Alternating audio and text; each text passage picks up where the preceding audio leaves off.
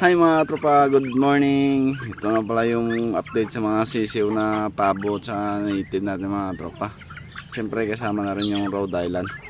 Dahil kahapon umulan, tinaob ko yung pakainan nila para hindi sila makain ng tubig galing ulan.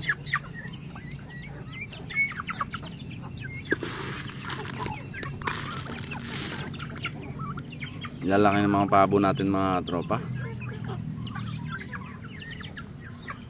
Yung inahin natin na pabo, pag ito nakalaki yung pabo natin, oh. Yan, pag ganyan nakalaki, mangingitlog na naman to.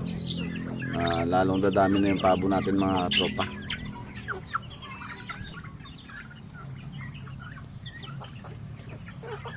Yan. Mix to mga tropa, native, Rhode Island tsaka pabo.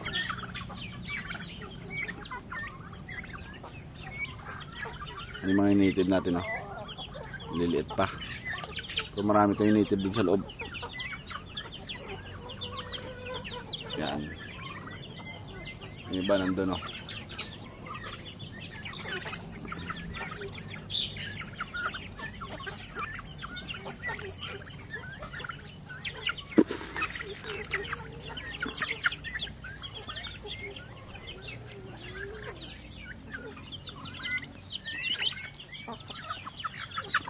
Oh, laki ah. Kaya pala lalaki ka pala eh.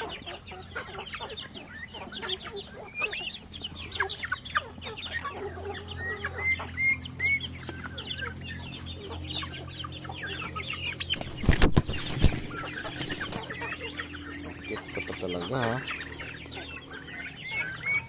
Kaya natin itong mahalaga natin.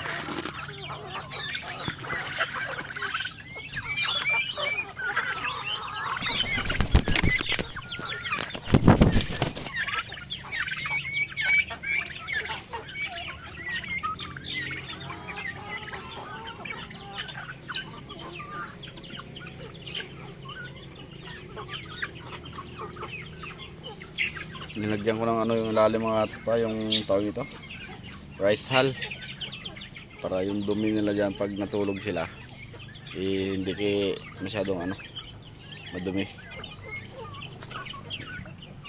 May rice hull yan.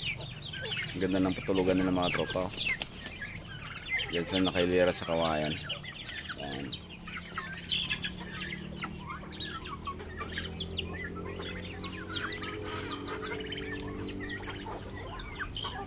Yung umaga naka-harvest ako ng 10 itlog mga tropa. Kinuha ko na para hindi mabasag. Baka kasi pag hindi natin na-harvest mababasag. Okay, bilangin natin yung itlog mamaya na kuha natin hanggang buong isang araw mga tropa. Ito yung itlog na nakuha ko mga tropa. Isang native pala tayo dito na nakaiwalay kasi may sakit. Ito yung 10 itlog na nakuha natin mga tropa. Dito ko nilalagay yung mga alam nyo na mga tropa. Kita-kits na sa next vlog natin. Maraming salamat sa inyo mga tropa.